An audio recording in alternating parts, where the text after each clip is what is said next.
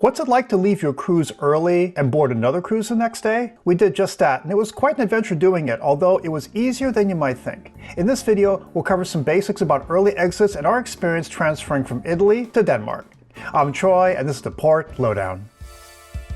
It's called route deviation when you board a cruise late or leave early. Why? For us, it's the channel. Angelia and Kevin have specific work and school schedules, and we use the summer as an extended shooting adventure, covering as many ports as we can.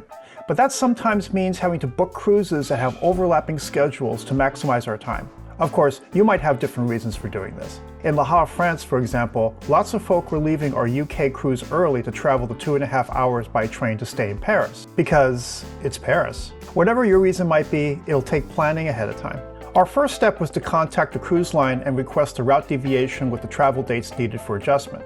It is at the cruise line's discretion to grant permission, and we definitely needed permission before setting anything else up, like the next cruise, hotel, airfare, etc. If they refuse the request, they'll usually tell you why, but you can appeal it if needed.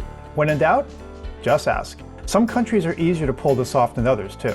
Europe, pretty easy. The US, not so much with the current maritime laws. Anyway, getting a route deviation didn't cost us extra, but it didn't get us a discount either. Unused portions of the cruise route are not refunded. In addition, the cruise line won't set up any transfer arrangements or help with your bags. You're on your own once you leave the ship. With that said, we're the adventurous types. So how did it all go down?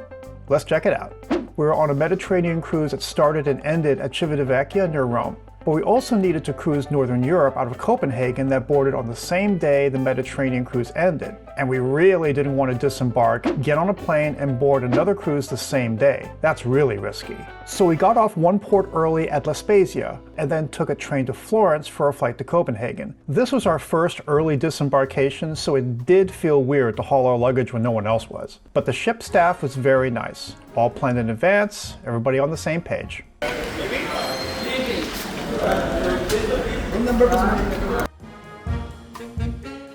At this port, we were required to take a free shuttle to the terminal. The bus, thank goodness, had luggage storage. The ride took about 10 minutes, and the bus was fairly comfortable. The terminal was small, but man, very fancy and modern. Tour options, of course. Spezia, by the way, is a jumping off point for the Cinque Terre region as well as Florence. Vending machines, comfortable seating, clean restrooms, and a great opportunity to rent a Vespa. Plus these interesting displays about counterfeit smuggling of all things. Never seen an Italian Barbie knockoff before. Outside, we had to walk a few minutes to get to the cab area, where we simply hailed the next available one, which came right away. He had no problem taking us the short distance to the station, and we paid in euros. The town itself also looked quite inviting. Too bad we were just passing through. And even though the map indicated a roughly 30-minute walk to the station, much of the route looked uphill. Did we really want to take this walk on a travel day?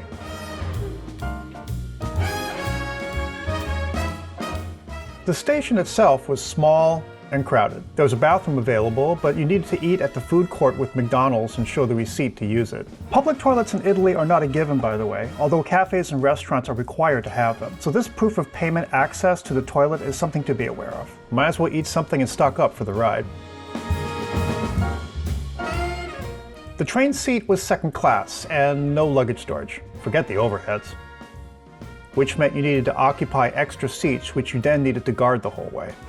Everyone else seemed to be of the same mind, though.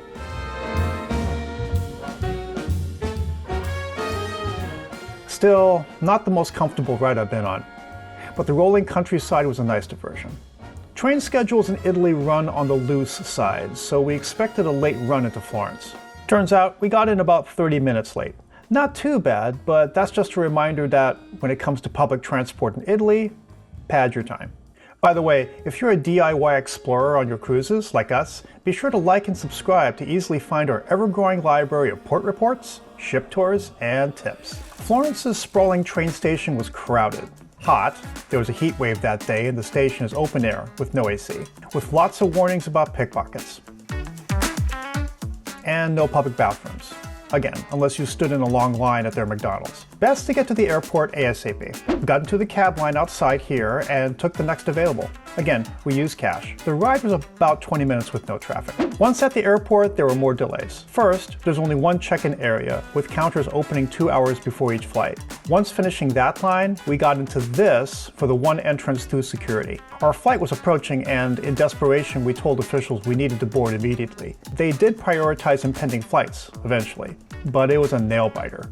We allowed over 6 hours to get from our ship to the airport, and we used up pretty much all that time. And that's why we don't board a new cruise on the day we leave the old one. But we had a smooth 2.5-hour flight, direct. Once in Copenhagen, we could finally relax a bit since the pressure was off. Had a hot dog at the baggage claim. Here. Oh my god, this is like... Very hot. Oh, everybody's closing. Oh. That's why. Did you get anything? No. A smooth cab transfer to the hotel, and a cute boutique hotel too. Check out the message from the staff. The next morning we were able to relax a bit and briefly tour the city. We saw just enough to realize we really like it here. And another brief cab transfer to the port. Bottom line, it's the travel day that's hard and demands a separate day. Then embarkation day the next morning is not only easier, but fun. All made possible with the Route Deviation. Absolutely worth the effort to plan and coordinate. All we had to do was ask. And one final note, arranging for direct train routes and flights was tougher than we thought. There's a lot of longer connecting routes, not as many shorter direct ones, so we needed all the time we could get to book ahead. Embarkation from Italy on that first cruise, by the way, was pretty interesting. Check out all the details on that here. And we love all your comments and questions. Keep them coming and we'll do our best to answer you. Happy travels!